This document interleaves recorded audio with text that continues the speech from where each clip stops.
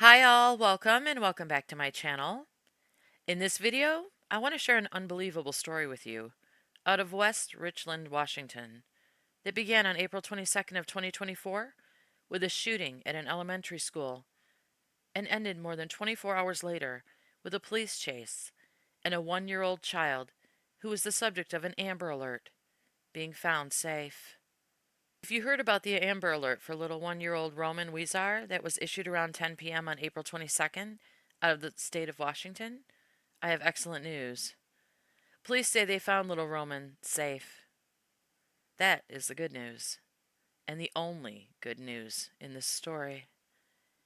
Because it's one hell of a story. So I want to share it with you. Because parents and caregivers need to know about the employees that can be hired at their children's schools. Because even though we got a good outcome with this Amber Alert, there's a terrifying story behind it, and most people won't hear about it now that the Amber Alert has ended. This is how police say the story behind the Amber Alert unfolded. On April 22nd, around 3:30 p.m., police in West Richmond, Washington, say they were called to William Wiley Elementary School after receiving a report of a shooting. The school reported that as children were being let out for the day and parents were picking them up, a man who had been hiding behind the building came out and shot Amber Rodriguez, who was a paraprofessional at the school, killing her. Who knows how many children witnessed the horror of watching her being shot and killed? But that's how this horrific story started. School officials reported that the children were rushed back into the school after the shooting, and the school went on lockdown. Police investigated the shooting and believed it to be an isolated incident, and went to serve a warrant at the home of Amber's ex-husband, Elias Huizar, not far from the school. But when they got to Huizar's home, they found a second crime scene. Another deceased female that they identified as Huizar's 17-year-old girlfriend, Angelica Santos. Tonight at 10, West Richland police believe that former Yakima police officer, his name Elias Huizar, shot and killed a woman at William Wiley Elementary just this afternoon. No children there were hurt. The school was placed on lockdown before having to close for the day. As for the suspect, authorities say he took off from the scene after the shooting. And we're getting more from the CBS affiliate in Seattle, Cairo, which says that while serving a search warrant on Huizar's home, investigators found a second homicide victim at that home. So no information, though, has been released on that victim so far. And here's more on Huizar. He is believed to have taken off in a silver 2009 Toyota Corolla, license plate CBZ4745. It's there on your screen. Meantime, West Richland police say that they believe Huizar is armed and considered dangerous and is likely to commit more crimes. Huizar's ex-wife, Amber, was the mother of 2 children, Eden, 9 years old, and Leon, 6 years old. It's unclear at this time if either of the children, or both, were fathered by Elias. But what is clear, according to Amber's GoFundMe, is that 9-year-old Eden witnessed his mother's murder. The GoFundMe reads, Amber Marie Rodriguez was brutally murdered April 22nd of 2024 at William Wiley Elementary School in West Richland, Washington. The victim of DV. Amber's the loving, devoted, and fiercely protective mother of Eden and Leon. So many in our community and beyond are looking for a way to support Amber's family during this devastating and tragic time. Eden was a witness to his mother's murder and will need extensive support going forward. He witnessed his mother's murder. Huizar's girlfriend, Angelica, was the mother of Huizar's 1-year-old son, Roman. And when police arrived at his home and found Angelica deceased, little Roman was nowhere to be found. So police issued an Amber Alert that Huizar had fled with his 1-year-old son, Roman. As the search for Huizar and Roman carried on for hours, information about Huizar's past and what may have led to the murders and the Amber Alert started to come out. and court documents were uncovered that showed that Huizar was expected in court prior to shooting his ex-wife for a hearing involving the SA of 2 children. Sorry to use abbreviations, but YouTube has to treat us like we're little babies who can't handle real words. And according to the court documents found, the 2 children involved in the case were 2 teenagers, and it's assumed that one is his 17-year-old girlfriend, who gave birth to his son at the age of 16, and her 16-year-old friend. Mind you, Huizar is a 39-year-old man. And this is where parents and caregivers need to really pay attention. According to the court documents, Huizar was accused of SA with the 2 underage girls and had pled not guilty to the charges back in February of 2024. He was due back in court for another hearing on the charges on the 22nd. I assume the state pursued charges for his girlfriend, who became pregnant with Roman when she was just 16, and her friend also accused Huizar as well. According to the documents, Huizar met his girlfriend Angelica when she was in junior high, when he was a resource officer at her school. Then they reconnected when she was 15, and she became pregnant with Roman. But before Huizar worked at the school as a resource officer, he was a police officer in Yakima, Washington for a number of years. And after he was a school resource officer, he became a substitute teacher. Geez, I wonder, why go from being a police officer to a school resource officer to a teacher? Would it be to gain access to young kids? I mean, he knew Angelica was only 15 when he was involved with her. So, from cop to resource officer to pedo to teacher to killer. Got it? 'Cause there's more. According to news reports, Huizar contacted Angelica back in 2022 when she was just 15 years old, and they started a relationship together. But Angelica had actually been telling her friends since 2019, when she was much younger, that the pair were seeing each other. And her friends allegedly reported her relationship with Huizar to her school principal. But when asked about it, she denied the relationship, so the investigation turned up nothing at the time. But Huizar was still married to Amber at the time of the allegation. So to cover his butt, he filed a protection order against Angelica, and she was expelled from school. So Angelica allegedly sent photos of herself with Huizar to his wife, Amber, to prove their relationship, and Amber and Huizar divorced in 2020. Then Angelica and Huizar got back together, had Roman, and moved in together. Then when Angelica had her 16-year-old friend over one night, Huizar gave them alcohol, and Angelica's friend got drunk and passed out. Angelica allegedly caught Huizar with her drunk friend that night and called the police and filed a report that he R'd her. Again, sorry for the abbreviation. So, Huizar was charged with SA for both Angelica and her friend. When his ex-wife Amber learned of the charges, she filed in court to change the custody arrangement with Huizar for her 2 kids. I'm assuming she shared with Huizar, but I may be wrong. And the news is reporting that instead of appearing in court for his hearing for the charges, Huizar went to the school to murder his ex-wife, which led to finding Angelica also murdered at his home. Police said they initially believed Huizar was fleeing to Mexico with Roman, but then they received a call from a store employee in Oregon who said he went into their store and they saw Roman out in the car. So the manhunt moved to Oregon, where Huizar was spotted by an officer on the freeway, and he fled from police.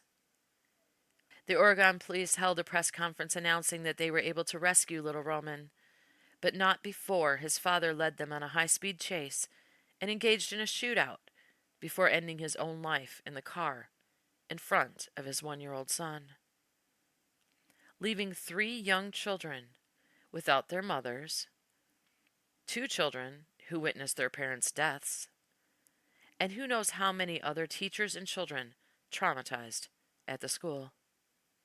Begin with breaking news at this hour. The search for a double murder suspect wanted in connection with an Amber Alert is over.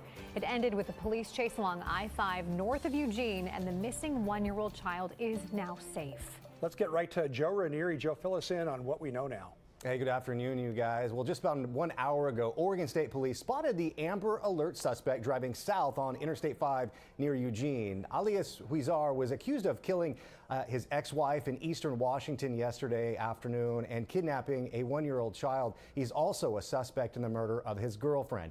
Huizar fled from troopers on the interstate, then police say he shot himself. We don't know the condition of the suspect this afternoon, but here's the good news. Police say the young child is safe. Now, as we mentioned, police across the region have been looking for Huizar all day, really since late yesterday afternoon. They say he shot his ex-wife yesterday at an elementary school in the Tri-Cities area, and that's over in Washington, in eastern Washington. Sometime after that, police say they went to go serve a search warrant. That's when they found who they believe was his girlfriend dead. Just before 10 o'clock last night, an Amber Alert was issued for a 1-year-old Roman Huizar, who police say was kidnapped. Earlier this morning, a clerk at this plaid pantry on Hayden Island called police saying he came into the store early Tuesday morning to buy a drink, and they saw him in a black 4-door Nissan sedan. The clerk also saw the child inside that car. By the time police arrived, he was gone. Then around 3 o'clock this afternoon, troopers found him along I-5 north of Eugene and initiated a chase. Now, this section of Interstate 5 near Eugene is expected to be closed for a while. We'll have the latest coming up, starting at 5 o'clock tonight. Tim and Stephanie, back to you. Thank you. So glad that child is found safe. I'll play the Oregon Police press conference so you can hear the details of Roman's rescue. Then I'll play the earlier press conference from just before Huizar was located, for those of you who want to hear all the details about this unbelievable story and how it unfolded. I thank God little Roman was found safe, and I thank you so very much for listening to his story.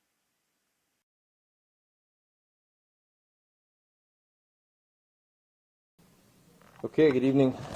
I'll introduce myself. I'm Captain Kyle Kennedy with the Oregon State Police. That's spelled Kylekennedy. I'll be reading a bit from my notes. This incident's only a few hours old, so I'll be limited in what details I have available to me and what I can share at this time. At the end, I'll have an opportunity just for a couple of questions. We'll see if we can answer those.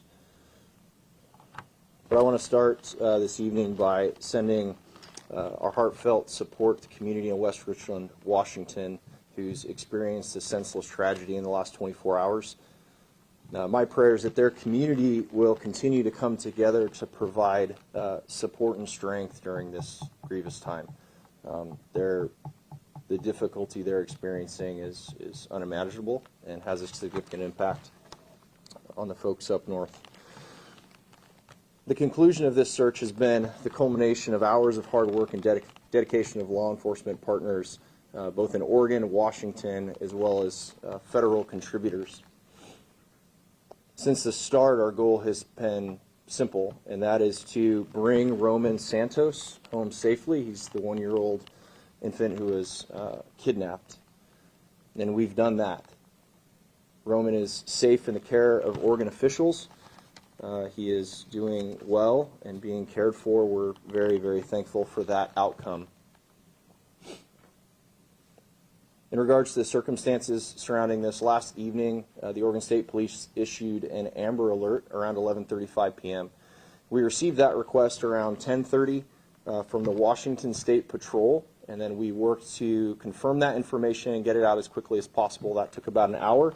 And that information, that Amber Alert, went out to every Oregonian and all of our law enforcement partners in Oregon. The Amber Alert was issued in response to the murder of 2 women in West Richland, Washington, and the kidnapping of 1-year-old Roman Santos. The suspect in these murders and kidnapping is a man identified as Elias Huizar.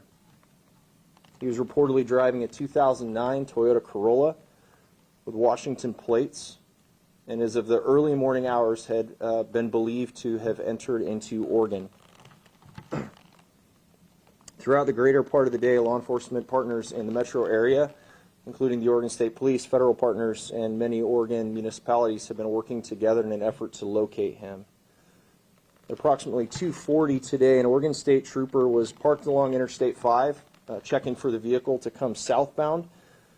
And near milepost 221, so that's just south of Highway 34, encountered the suspect vehicle, pulled out behind it with another trooper, initiated a traffic stop, and the vehicle fled. Those two troopers initiated and engaged in a pursuit with a suspect vehicle at high speed southbound on the interstate. Near milepost 209, which is near the Diamond Hill Road exit, there was a minor collision and the suspect vehicle lost control. There was an exchange of gunfire at this location before the suspect vehicle fled again, southbound on the interstate. At that time, no known injuries resulted in the exchange of gunfire. Near milepost 197, just south of Coburg, a suspect crashed into a stopped commercial motor vehicle. That commercial motor vehicle stopped for another crash southbound of it on the freeway, and so traffic had clogged up there. The suspect vehicle crashed, spun into the median where it became immobile. As troopers contacted the suspect vehicle, the suspect died of a self-inflicted gunshot wound. The infant was located uninjured and removed from the vehicle. Involved in the exchange of gunfire was Superintendent Casey Cotting and Sergeant Orley Johnson of the Oregon State Police. At this time, the Lane County Sheriff's Office has been asked to take lead on the death investigation, and the Linn County Sheriff's Office is taking lead on the officer-involved shooting. I want to say that we're very proud of the efforts of the trooper involved in this pursuit today.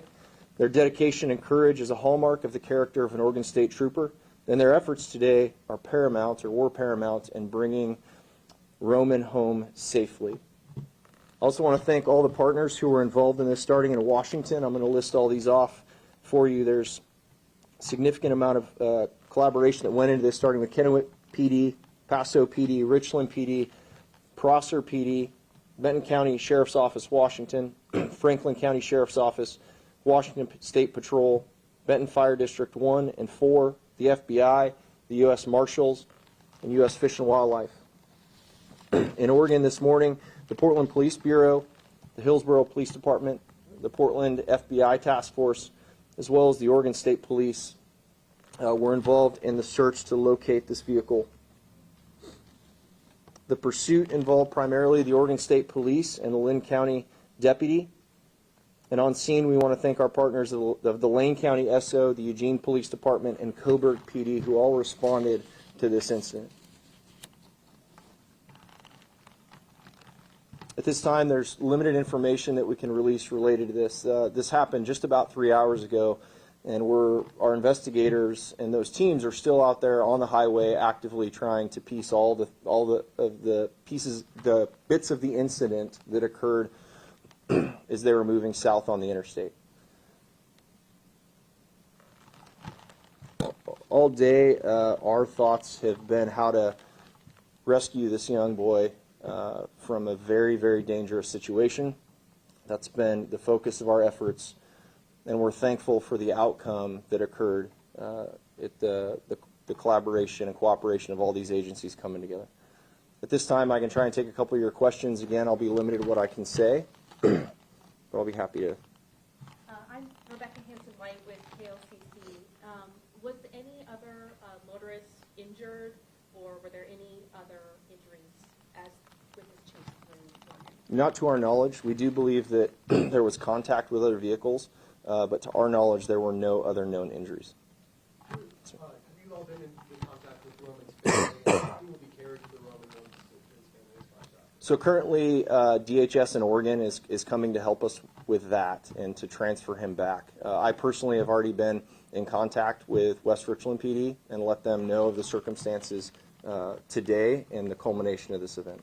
Two questions for you. First, was the suspect found dead on the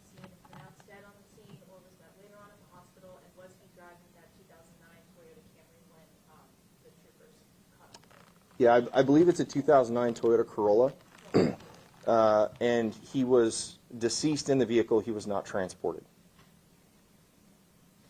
Yesterday, when you guys received that Amber Alert, how does that kind of alert really change your guys' operations throughout the next day, specifically when it is as timely as it is?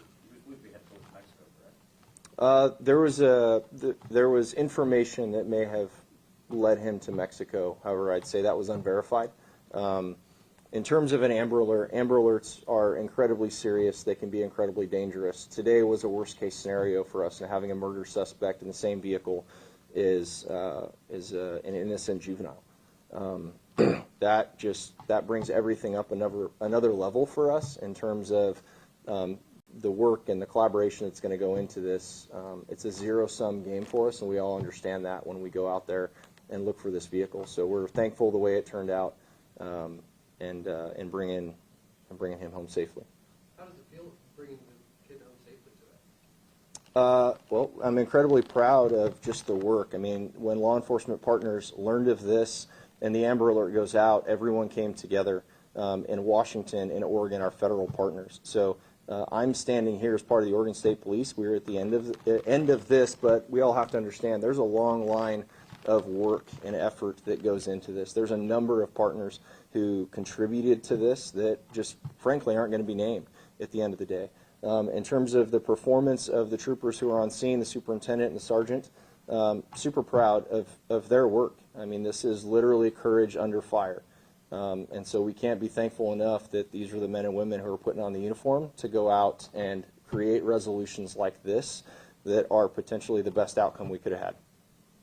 How long did the high-speed chase occur? It was about 25 miles of the highway, so I can't give you a specific duration. Speeds make that a little different, but approximately 20 minutes. I can take one more. Was the child in a seat or restrained in a seatbelt or anything? I don't have an answer to that one, sir. Yeah. A lot of troopers have families. How does emotions like that play into a situation like this? Yeah, well, I'll just say the troopers who are involved in this are still processing this. Even for me to go down and get to see my coworkers and people I'm very proud of and just pass them in the hallway real quick and just have the, hey, are you good? And yeah, and then you go to work. So the processing of these events is significant. However, I'm thankful for the investment that the state police is putting into the welfare and resiliency of our troopers, and they're currently there providing resources for them now. So all this is coming together is the way we would like it to, and our hope is that we can continue to support them. So. How are officers or troopers trained to use deadly force when the possibility of an infant is in the car where in the direction of where the gunfire could be going? Yeah, that's just knowing your backdrop and where things are, and that's very difficult to train in a moving scenario like this. So we're very thankful for the way this incident turned out. I appreciate you all coming down, especially our Portland media partners. I appreciate you following up with this, and that concludes this for the evening. Thank you. All right, good afternoon. My name is Brent Gary. I'm the mayor and CEO of the city of West Richland. And today it's with heavy hearts that we're gathered to address the tragic incident that occurred yesterday at Wiley Elementary School in West Richland. I would like to introduce West Richland Police Chief Thomas Grego. Also joined with me today is Dr. Shelley Redinger, Superintendent of the Richland School District. We have Eric Eisinger of the Benton County Prosecuting Office Attorney. We have Lieutenant Wilson from the Washington State Patrol.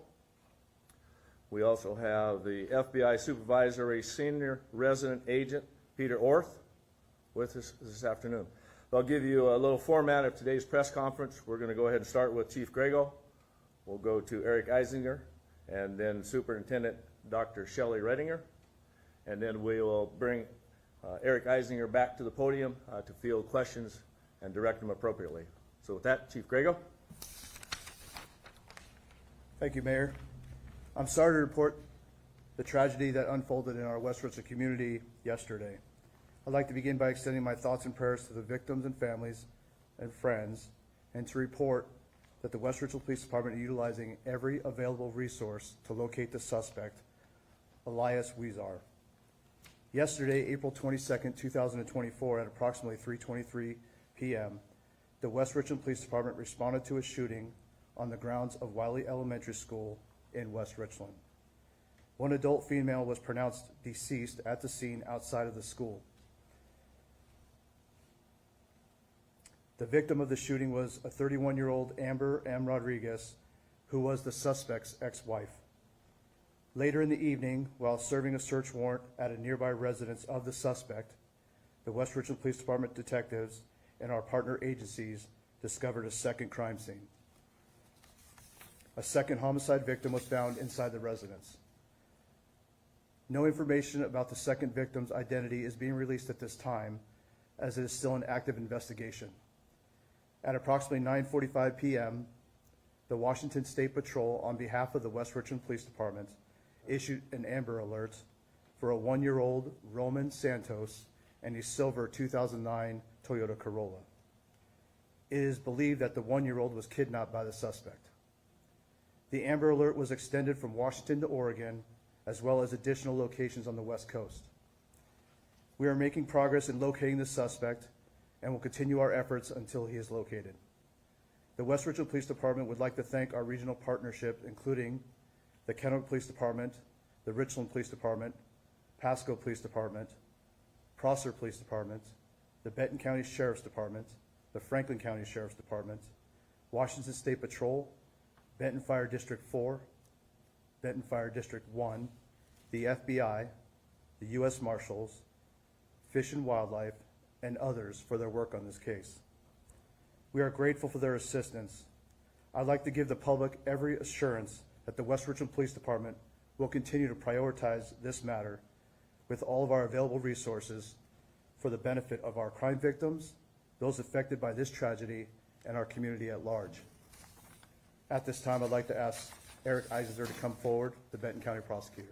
Thank you. Thank you, Chief Grego. My name is Eric Eisinger. I am the Benton County Prosecuting Attorney. Last night, a nationwide arrest warrant was issued for Elias Huizar. Mr. Huizar is charged by criminal information with first-degree premeditated murder of his ex-wife, Amber Rodriguez.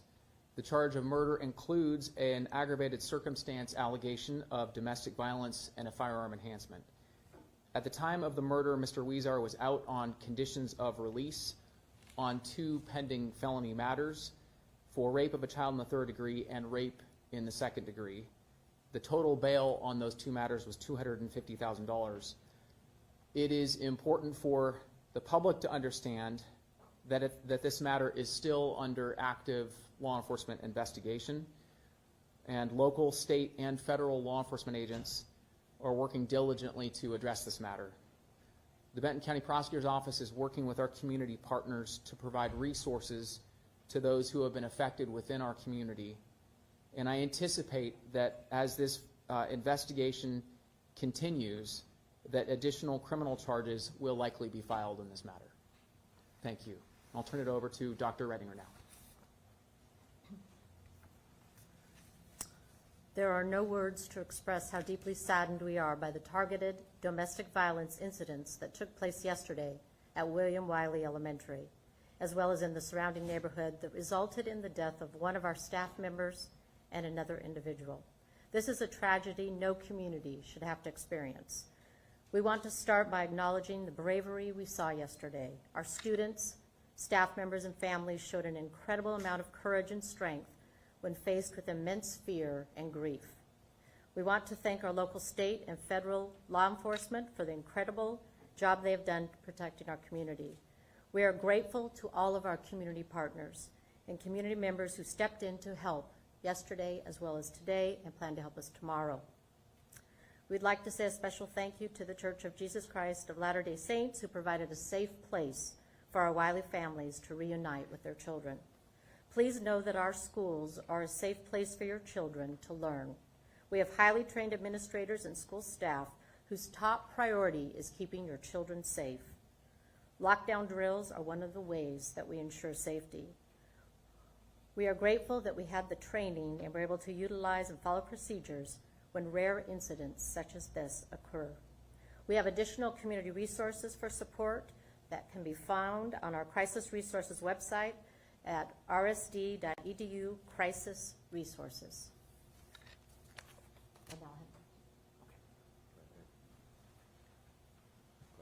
Are there any questions? Mr. Probert. What about Elias's 5-year-old son? Is he okay? This matter is still under investigation, so unfortunately I'm unable to provide a lot of additional details or answer that question. Any idea of who was shot first, whether it was William Wiley shooting or the shooting in Highlands? Again, we're still actively investigating the case. It's my understanding that search warrants are still being executed at this point. So in terms of creating a definitive timeline, that is still a work in progress, and we should know more in the near future.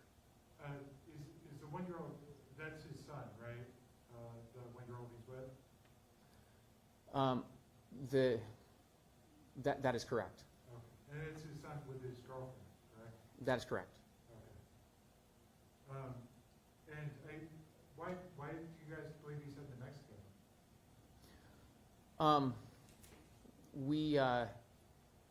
In these types of situations, it's important to be careful when we are looking for the whereabouts of a suspect.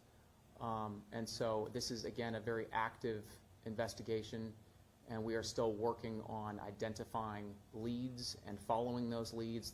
There are multiple law enforcement agencies that are involved in investigating this matter. And so there's a lot of effort being put into locating Mr. Huizar's whereabouts. Why was yesterday's court appearance canceled? I'm not familiar with that.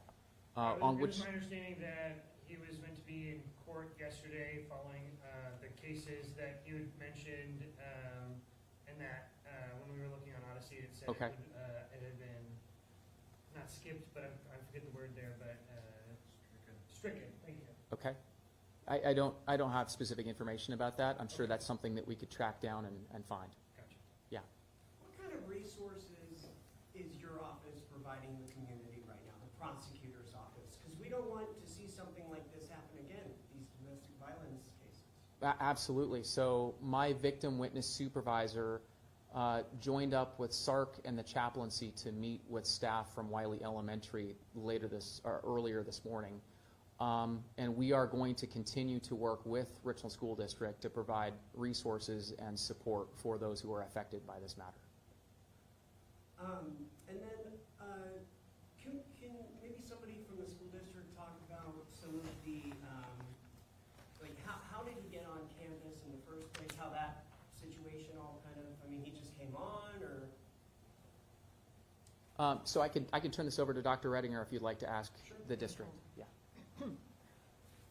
So we just recently sent out a timeline to all of our families, and we'll be putting that out for all of the community to see the timeline of his employment with the Richland School District and other information regarding that. So during dismissal, we have staff out with students and parents. We have a lot of parents that come and pick up their students. He was behind a kind of a portable area and knew that she would be out there apparently, and then shot her there. Yes, and so quickly staff, it was definitely a targeted, and then we quickly got staff. Staff acted very quickly and got everybody back inside. Yes, and then we did a lockdown. What time is dismissal? Right around, like 3:15, 3:10-ish, 3:50. And it's dismissals at our elementary schools can take a while because we do have the walkers, the buses, but we have a lot of, fortunately, we always have, and I've been very proud of our staffs for this, a lot of staff outside during dismissals. And what resources will be offered to students and staff like this? Yes, very good question. So the outreach from the community has been amazing, from all Kennewick, Pasco, Richland. We have therapy dogs. We had supports for all of our schools as well, and so we have flight teams that are made up of counselors and nurses, psychologists, And we had them active at all of our schools, because we know this isn't just affecting Wiley, it's affecting our entire Richland School District family. So we do have resources. Today we opened up the district office, and we had counselors from all across the entire region. We did have quite a few families and students come, and we did have therapy dogs there, and our entire Wiley staff met together, and we debriefed. And I just can't say enough about the counseling support and ongoing support.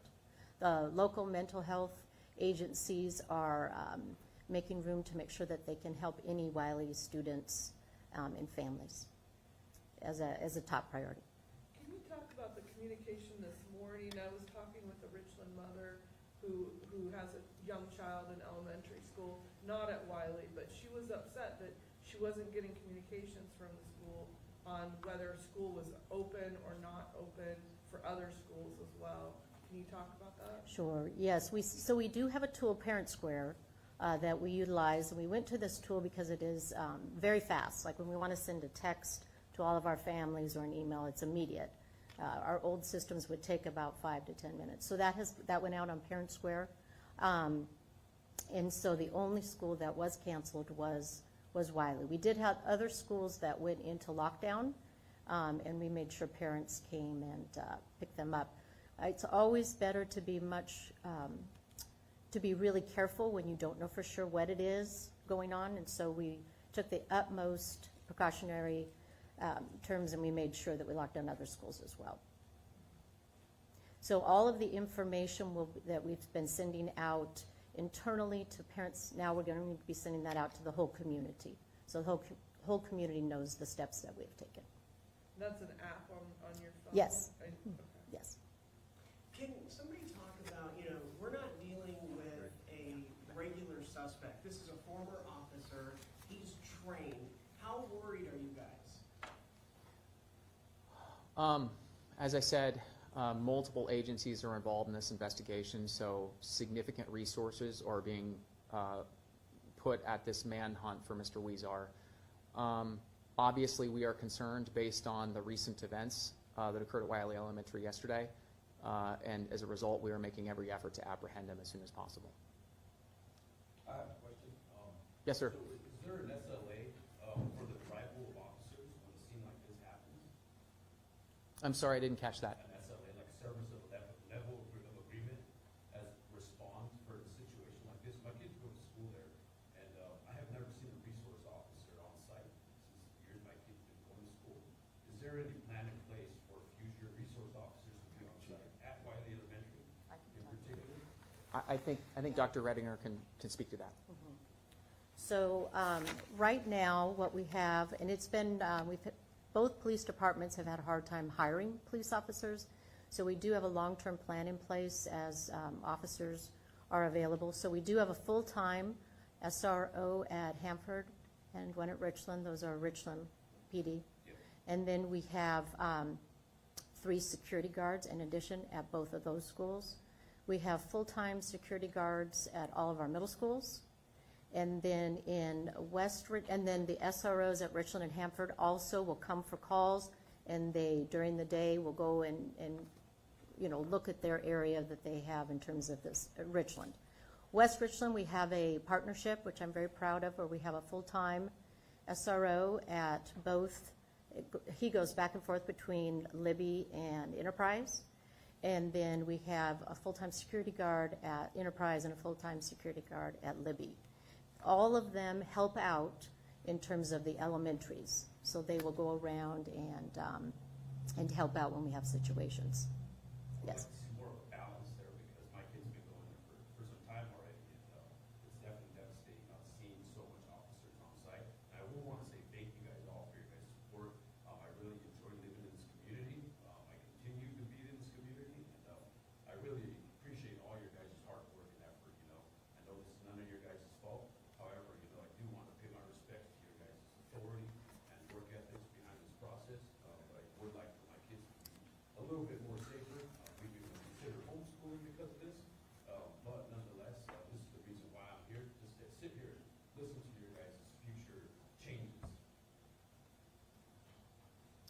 Any other questions? Yesterday, neighbors told us that there was a long history at the house. Can PD give us more info about that? Obviously, I indicated that there are 2 pending charges regarding Mr. Huizar. Beyond that, I'm not able to provide any other details at this time, and don't have other information to provide at this moment. I think there was a hand in the back. Yes, ma'am.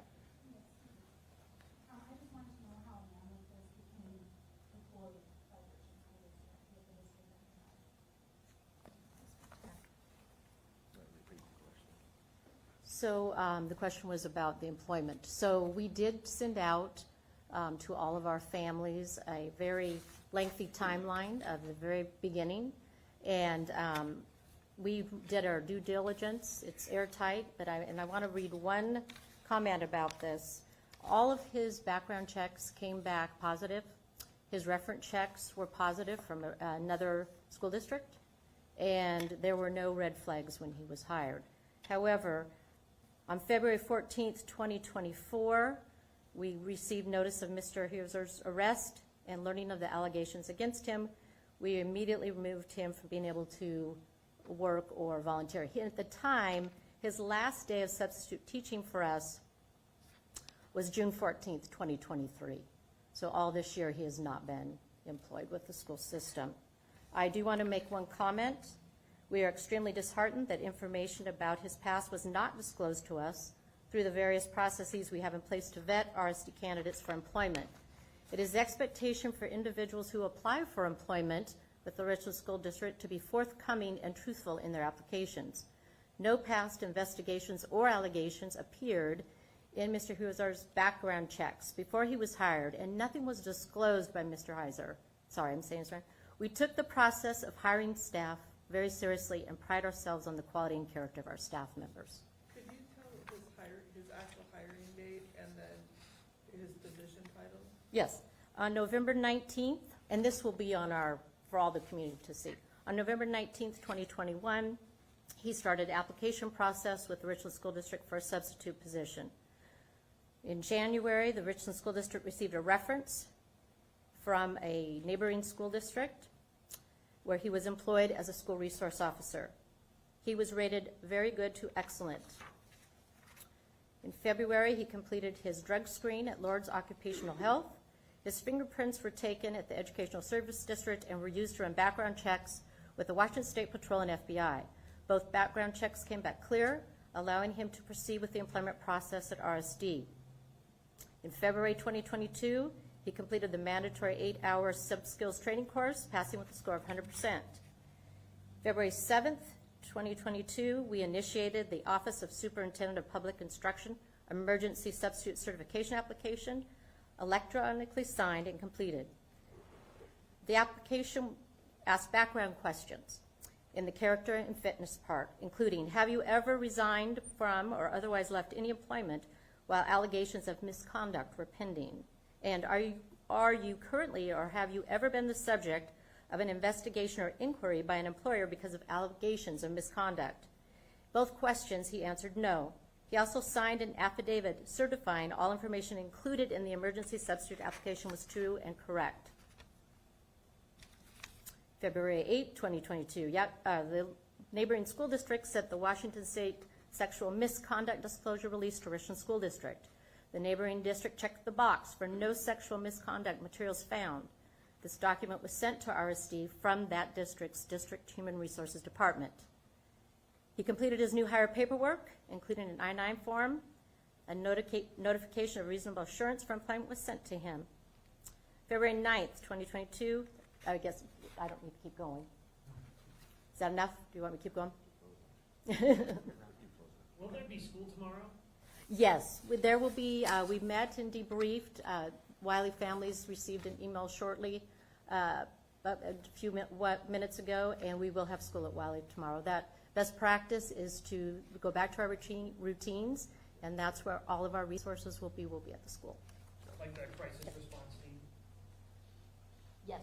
Okay. Yes. Sir, could you say the two victims or the victims' names that you're able to say and the suspect's name slowly with pronunciation so that we can get that right? So the one victim that we can disclose, who was found near Wiley Elementary, is Amber Marie Rodriguez, and the defendant in this matter is Elias, and I believe the last name is pronounced Huizar, and I stand willing to be corrected if anybody wants to correct me on that. I believe it's Huizar. It's Huizar, and those are the only related names we can release at this time regarding the incident.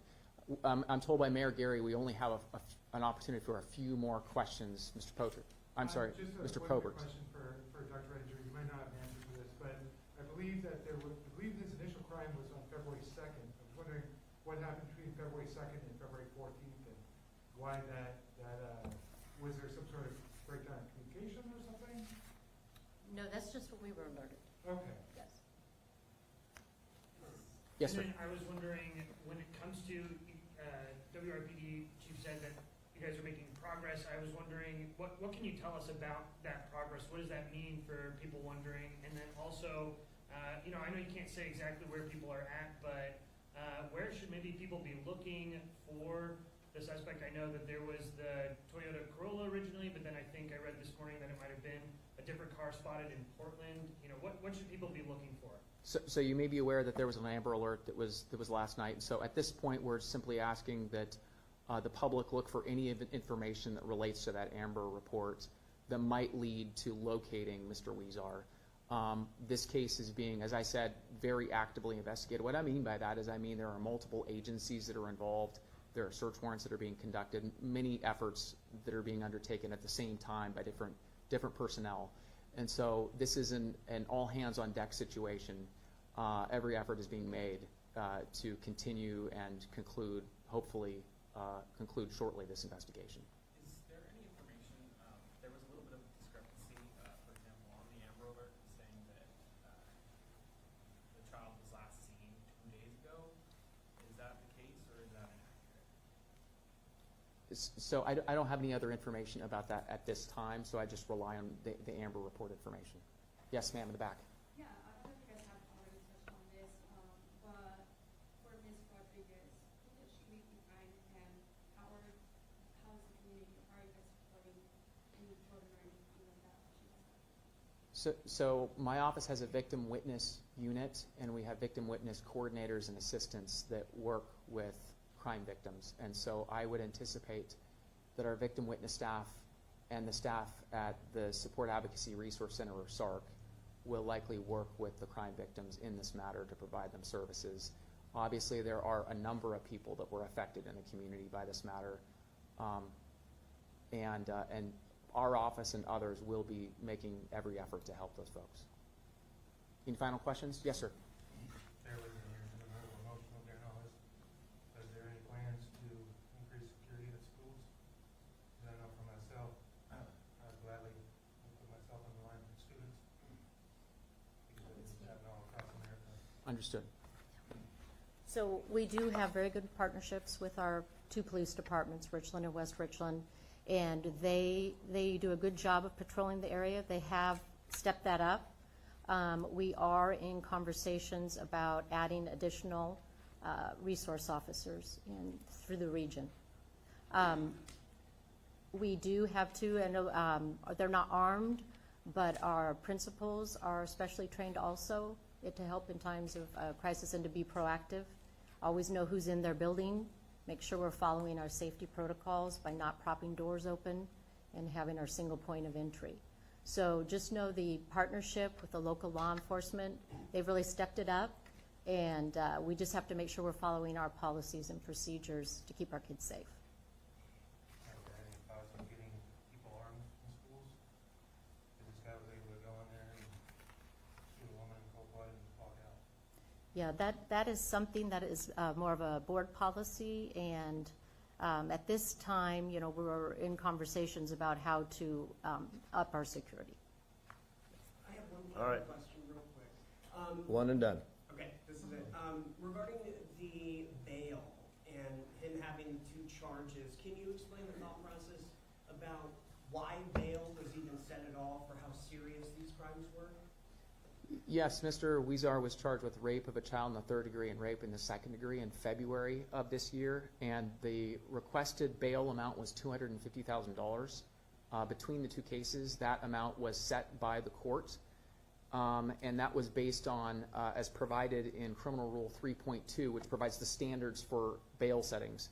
That was based on the nature of the allegations, the 2 allegations against Mr. Huizar. It was based on the fact that there were 2 victims in the 2 matters, and his connection to the community and lack of criminal history. Thank you.